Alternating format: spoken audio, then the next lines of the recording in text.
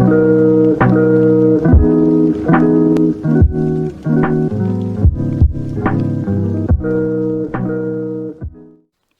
folks, how's it going? RedMaster here, and welcome back to another episode on the channel here, another video I guess here on the channel as we are jumping back into Tier Maker for what might be the final time for this game, and we'll get to more on that in a bit here. But if you don't know what's going on, I recently posted a poll over on the CNC Reddit, which you can see the results of right here, on what exactly you guys want to see in terms of content over the next few weeks. And the majority of you voted on some more meta-analysis, i.e. some maybe meta breakdowns, tier lists like we're doing right now, and so on and so forth. But I am looking for more ideas on how I could do this, so if you are interested in seeing some more meta breakdown analysis type videos here, let me know what you want to see in the comment section below, and hopefully we can get more of that produced in the coming weeks. But back to the video that we have here, we are of course jumping into Tier Maker, and I mentioned that this might be the final time for this, and there's a strong reason for that.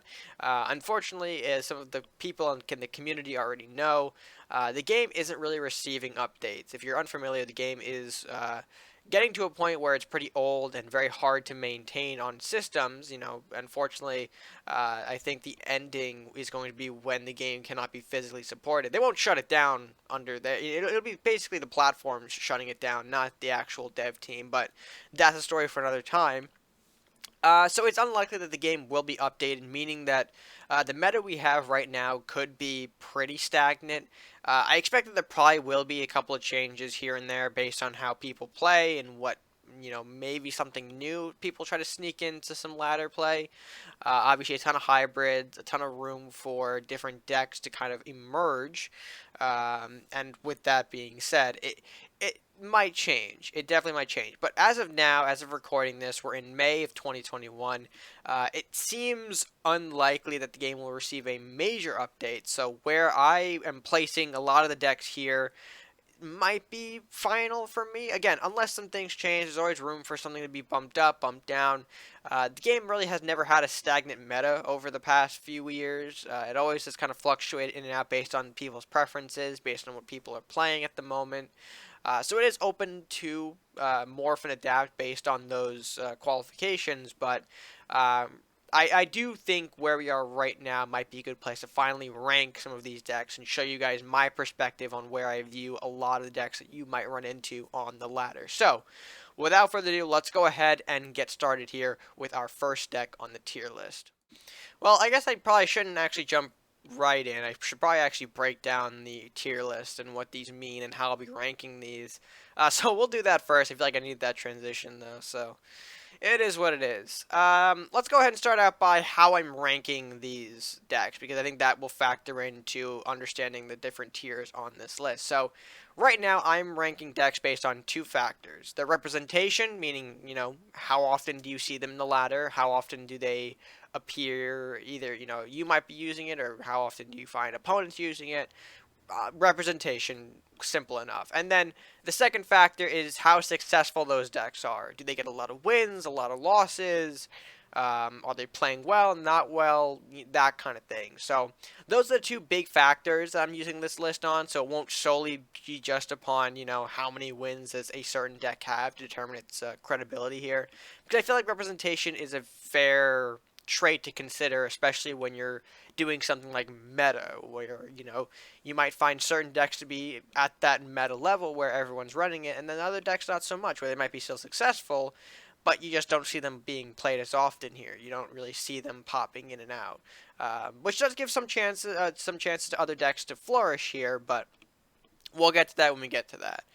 In terms of the tiers here, that actually transitions quite well into what I can describe as these tiers. So, starting from the bottom, everything else is just simply decks that I feel like don't have strong representation or success rate, basically the lowest of the low.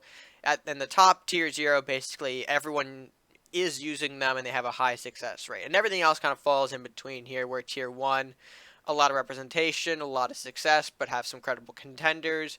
Tier 2, not as much representation, but still fairly successful. Rogue, you're starting to dip below that representation. You're starting to lose it. And then the success rate is very varied. And then everything else don't get enough representation or success to be qualified in meta in my eyes. So, with that being said, another disclaimer: the list is purely opinionated. And with that out of the way, let's go ahead and jump into finally our first deck of this list. Alright, so starting with our first deck on the list, it will be the Armory, which does represent global spam, in case you weren't aware. And I think that is a tier 1 contender for sure. Globals have always been very dominant and very present in the last 2 years since Enchanted Grove, and sort of the emphasis that got placed on big global buffs like Armory, like Blacksmith. It just cannot be overstated how valuable they are. However, I don't really feel like it's a tier 0 deck because there are a lot of ways people bring to counteract those global cards. You know, people specifically sometimes tech in some burns, some companions, other factors that usually specifically take out globals. So they're definitely not in everyone's mind to have a, pure global spam focus. But I mean, some cards in that deck you end up seeing everywhere. Like the globals themselves, Armory, Blacksmith, they're everywhere. Cards like Fat Bard tend to be a lot in Drew Crew decks, and combining all three in Drew Crew is nasty. But I definitely don't think it's tier 0. I definitely firmly believe it has the strengths, representation, and success, though, to be a tier 1 contender. But moving along, we've got Koru, and I can imagine a lot of you figure out what this deck is. Of course, Koru Scope, bringing up the, I guess it's right at the beginning of our list. I don't know where that bit was going. I really don't. And Koru Scope, you're going into the rogue tier category. Honestly, not enough representation for this to be considered a meta, but definitely has a success rate to be above the just everything else category. Koru Scope is a nasty deck to go up against once they get that, Koru Scope combo established. Him having to play hide and seek, running around the board, taking out your targets off one by one.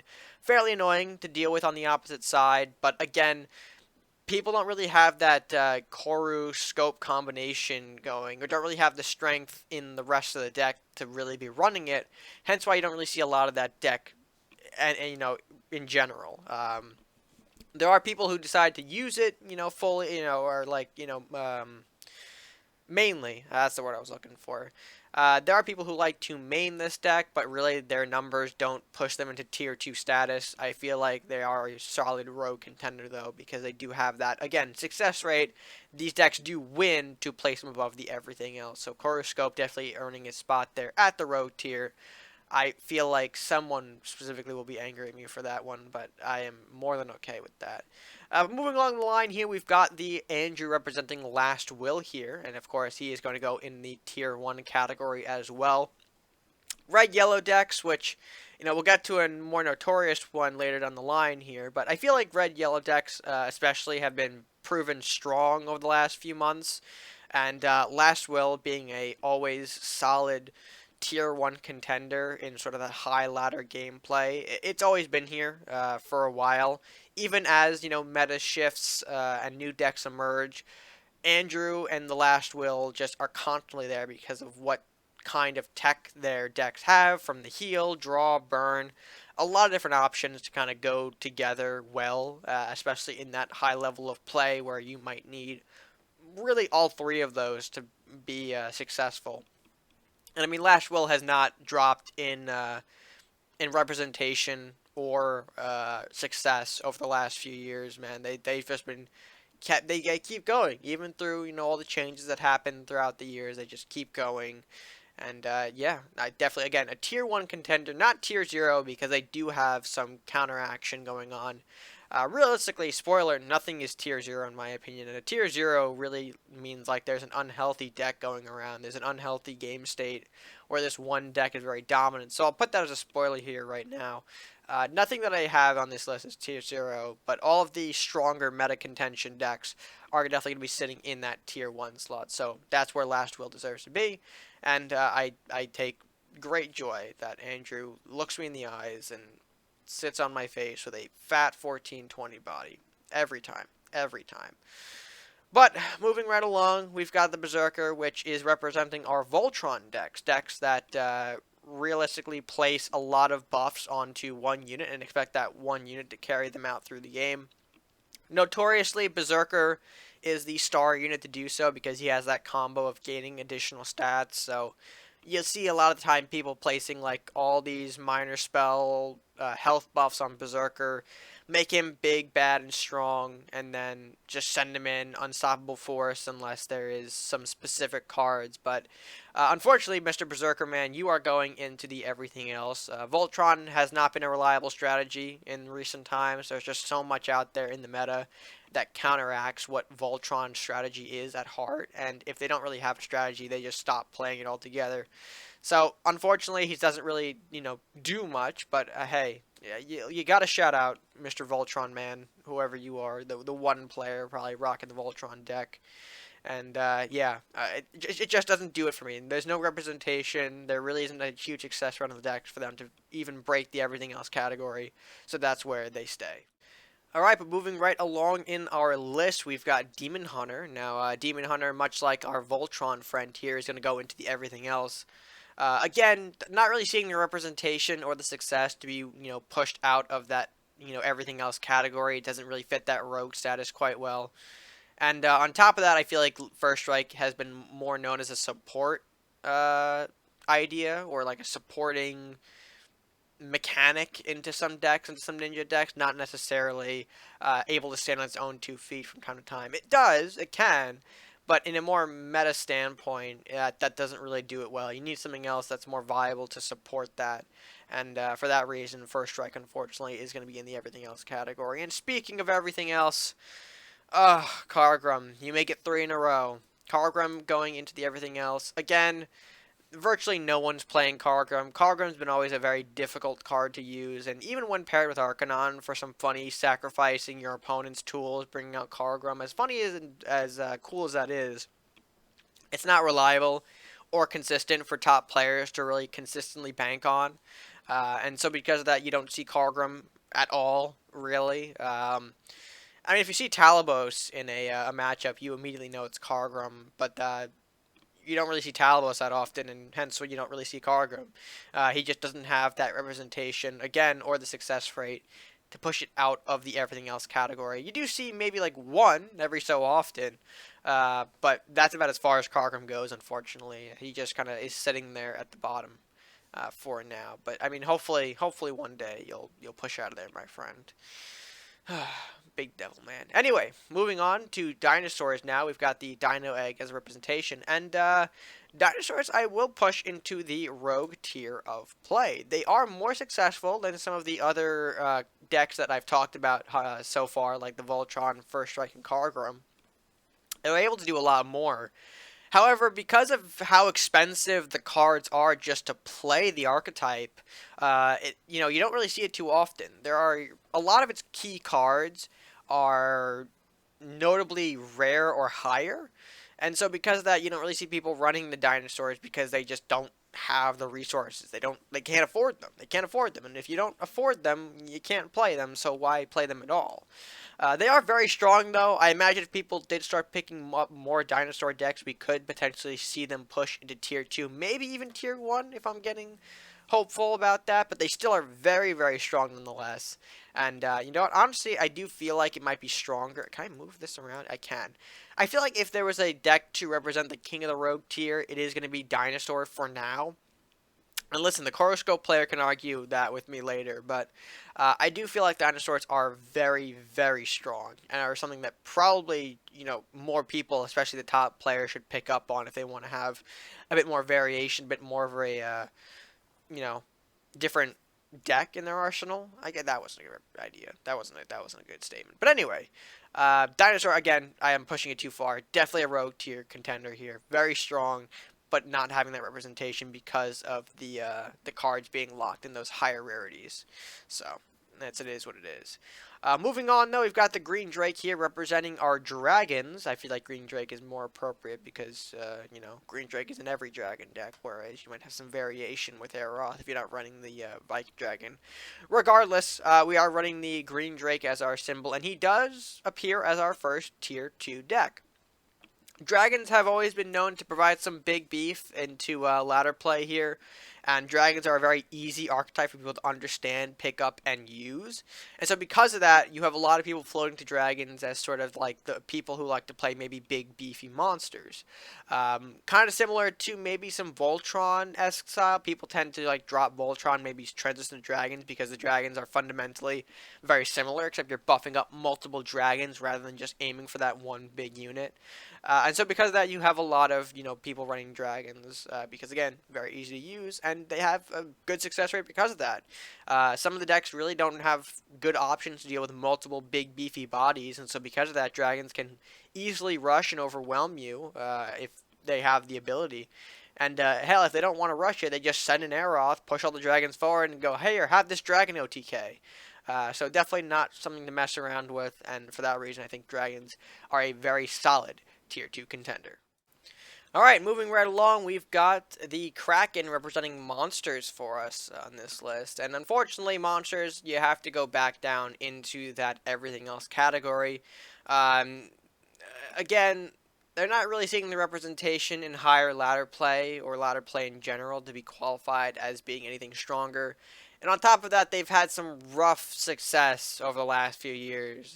Definitely a fall from grace from their former green-yellow identity here. They're not as super strong and reliable considering that a lot of their cards were separated in different factions, creating a huge gap for them, forcing them into this weird color combination of green purple where the archetype didn't really feel like it belonged.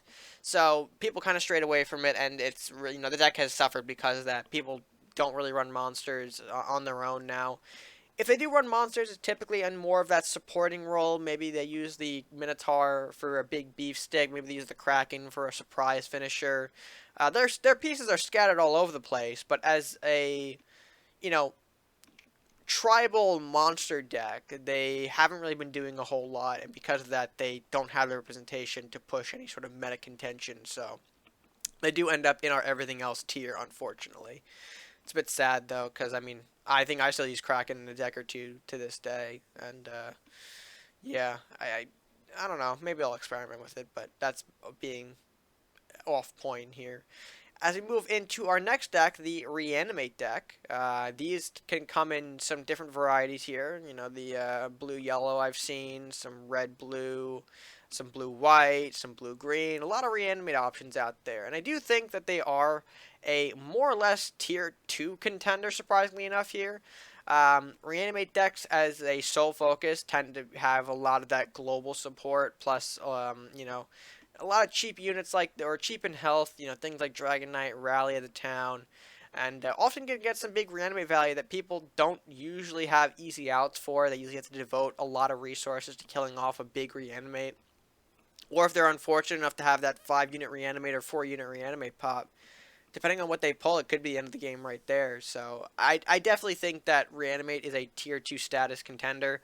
I did have them in Rogue earlier, but I feel like I've seen more Reanimate decks lately. So maybe they're on a bit of a rise here.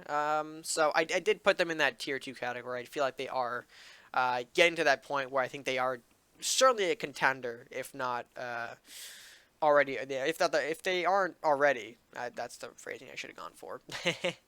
If they're not the Tier 2 contender that they already are, they're certainly getting to that point, and for that reason, I might as well give them the extra push here. So I do firmly believe Reanimate is a Tier 2 contender.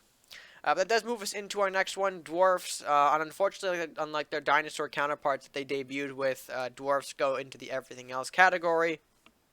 These guys, again, aren't doing a whole lot. They got that nice little global strategy of like Dwarven weapons and Mithril, but those like Mithril very expensive to use here, having all the dwarves out. Some of the dwarves are a little odd too, like Grudgebear having the slow, that hurts the deck. There's just so many reasons that people don't really run dwarves, and I could see why. I think dwarfs, much like First Strike, have been kind of scattered all over the place. So, like monsters, they're pieces you might find in certain areas, but as a tribal deck, it does not get the representation to do anything of value, really. So, again, for that reason, much like the monster, I do have to put them in everything else. They're not exactly showing up every so often, if at all, really. So, it does hurt, but They do go into everything else. And that does bring us into another everything else category, and that is the War Party. Um, I mean, War Party is decent. You know what? I think War Party belongs at the top of everything else because unlike everything else, the other decks here, they do have a fairly stronger success rate than the others. But again, not seeing the representation to push them into that rogue tier, and that hurt. That does hurt the deck for sure in terms of where they stand in the meta. Um, uh, Honestly, it's either rogue or at the bottom of everything else in terms of where they place in the tier list. But I do think it's everything else because they just don't have that representation to push them, despite having some strong win numbers. Yeah, I guess we could debate that in the comments. I feel like it can either belong at the end of rogue or at the top of everything else here. But I mean, my personal bias coming into play here, I'll put them down there for now. But realistically, they could go either or, I think, in my professional opinion. I say professional as if I'm a pro card gamer at this game, but Lord knows that's not true. But moving right along the list here, everyone's favorite little rat boy, Mystic Rats, going in Tier 1 contention.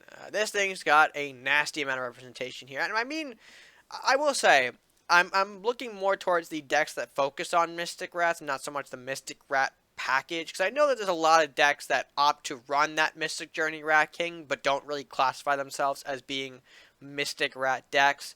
So this is more or less focused on well, I like to say the classic colors. The Pirate Vikings is how I'm ranking this deck right now.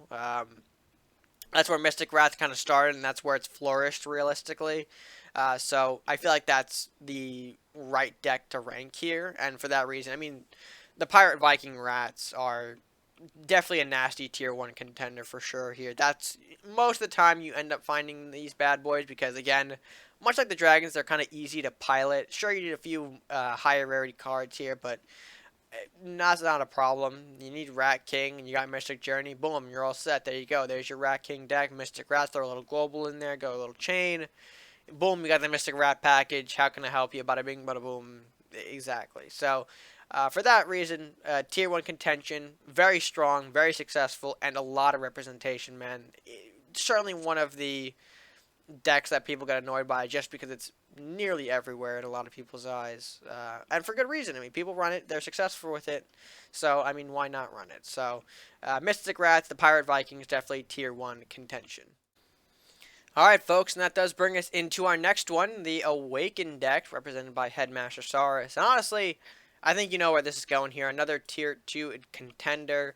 They certainly haven't been successful over the past few months and years, but, I mean, they're still kicking, they're still strong, they're still formidable, much higher than, in representation than things like Horoscope and Dinosaurs. People want to get their hands on the Awakened because of the funny burns and the funny combinations they see from multiple Awakens over and over again.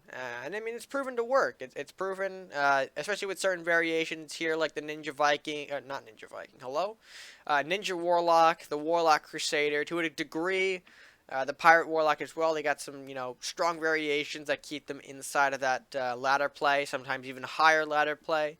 But again, when looking at some of the other decks they go up against in the Tier 1 slot, they're not as successful as I think they would like to be. So for that reason, Awaken does fall into another Tier 2 contention. I feel like that's very universally agreed on. I don't know if that's...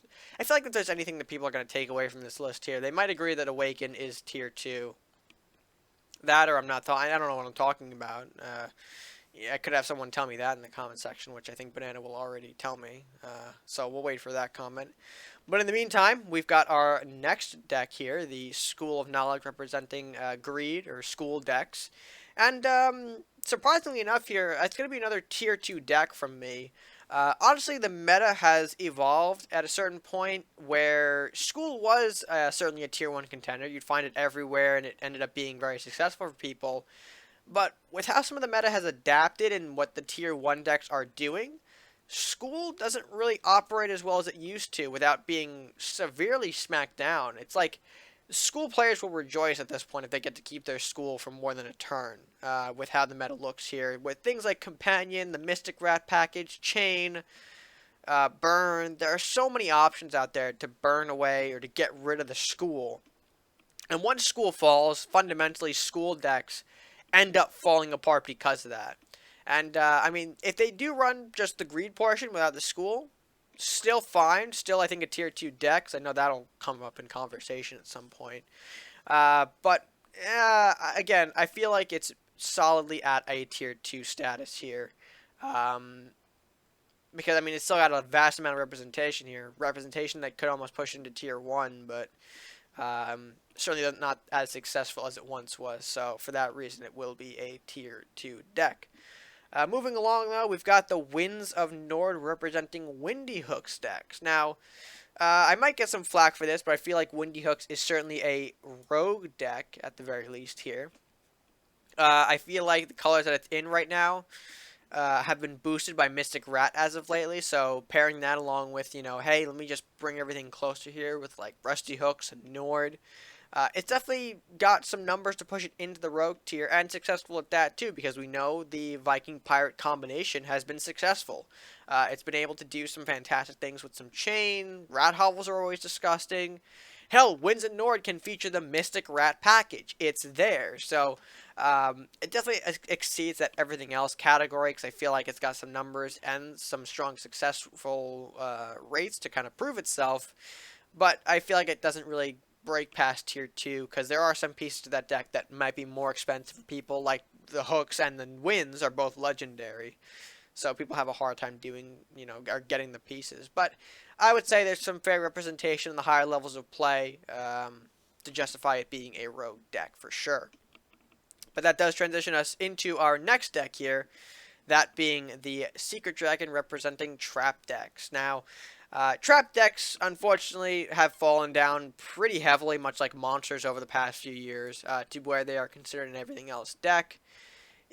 Again, you could argue that this feels like a rogue deck, because it might appear more often than some of the other ones on this list here, which, yeah, I'm going to throw it over here because of that. Because I did actually put War Party there. I don't want to betray War Party any more than I did. But for that reason, I feel like, well, I didn't give a reason. Hello?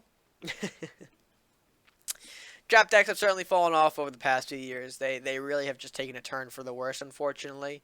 They do have some strong, well, not strong. They do have some strong combinations of plays that they can do still. Much like Secret Dragon being a nasty, nasty trap card. You know, Might of the Minotaur, Aijutsu.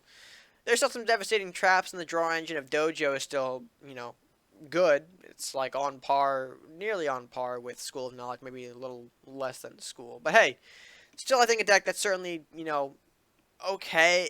Not even that. I don't even think it's okay. At this point, I'm just rambling about traps, because I mean, I don't know what to say other than it's just, it doesn't see the wins, it doesn't see the representation, it just gets pushed into everything else. It just gets pushed to that everything else category of decks. So, yeah, that's where you're staying there, buddy. You're staying down there. Please don't hurt me with the free trap draw 3 anymore. Please don't do that. Please don't do that anymore. I don't want to face that. Alright, and next up is Undead. Now, Undead, I do believe, has the representation and success that some of the other Tier 2 decks have had over the last few years, and so that's where I'm definitely going to be putting them. I do feel like they are just nasty. They have a lot of variation, a lot of different things that they could pull off here, and because of that, it's kept them relevant, it's kept them fresh, and keep people playing the deck, which I think is certainly what a Tier 2 deck needs to be a Tier 2 deck. It's got that strong representation, stronger than some of the other decks we've seen, but also can be very successful here. But again, falling to those tier 1s for a multitude of different reasons. So, although honestly, the more I think about it, the more you could also argue that Undead might be a tier 1 deck, because they abuse those, you know, global packages. They got some big bombs like Rakanoff. Yeah, fair enough if you want to classify as a tier 1. I'm going to place it in tier 2, but yeah, I definitely think you can make the argument for tier 1 for sure. Well, that does bring us into our next deck, though, and you might think to yourself, Red, you already did the Mystic Rat, so why is Mystic Journey there? This is more or less for decks that focus on initiative. Now, it's different, and I know you're going to probably say that it's not, but it kind of is, and let me just break down why. Mystic Rats is a deck that focuses on that combination alone. Mystic Rats followed by a lot of buffs to those Mystic Rats to make them more valuable. Meanwhile, initiative decks focus on different cards that have a lot of initiative effects. Now, Rat King has an initiative effect. It does tend to get thrown in here, but you also throw in elements like Shaman, Horseman, Panda, Dragon Knight, Hassan City Guard. Anything that has an initiative could realistically be fit inside of an initiative deck. And surprisingly enough, I do consider initiative decks to be in the everything else category. There you go. I don't think they have the numbers. People haven't explored the initiative option. Realistically, they haven't really broken out of the Mystic Rats. They end up liking that deck, and you know, which is fair and fine. But there are other initiative cards to explore, but people don't run that. People like to run the Mystic Rats to make their funny rats go Big Burr Chain Lightning. Uh, Initiative decks don't have that. They have Rat King Mystic Journey, but then they also throw in everything else that's initiative and leave out room for other global buffs and whatnot. So initiative decks I do think are a little bit lower here, ranking in at about everything else because they don't have that representation, and because of that they're not getting that successful. They're not getting that success to push them out of the everything else category. So that is what it is here. Oh boy, moving on. We've got a deck that, it's a deck, it exists, and I'm talking about Rush. I represent it with Primordial Flame because usually Rush players tend to focus on the Flame as their big win con. And I do believe Rush is a rogue tier deck here. It's certainly got the representation. Not as much to be a tier 2 deck in my opinion, but certainly higher than everything else here. And their wins vary. I mean, Rush in general is a very 50-50 archetype here. You end up running into those good games. You end up running into those bad games where your entire Rush gets, completely smacked and you lose the game right there and then. And so because of that, it creates some inconsistency where people aren't exactly running it all the time because of how inconsistent it can be. But I definitely feel like it's got the numbers to push it out of the everything else category here. It does have some success. Again, the 50-50 is sometimes better than the 20% a Voltron deck might have, or the 10% a Kargrim deck may have. So it's fair to push them in the rogue category, but I don't consider them a tier 2 deck. I think that might be pushing it too far. But hey, rogue tier is not bad. It's definitely not the lowest, so that's where they'll be. Alright, and moving into our final decks here, we've got Scope representing some Scope stuff, as I called it here. This could include things like Scope Fenrir, as well as other sort of decks that decide to run scoping units as the main win con. And I kind of debated on this one for a while, and I feel like I feel like it might be everything else. Realistically because of the numbers, but this one I did struggle with in terms of back and forth between that and Rogue here. It was more or less like, okay, how often do I find scope decks? I do find them occasionally, but it's not as consistently as I find something like a Rush deck or a Windy Hooks deck or any of the other decks at the top there. I just don't see it as often, and I don't really see it as a Rogue strategy as much anymore, so I mean, it's fair to say that this could also be a rogue deck, but I'm fairly confident in my placement that this is an everything else deck.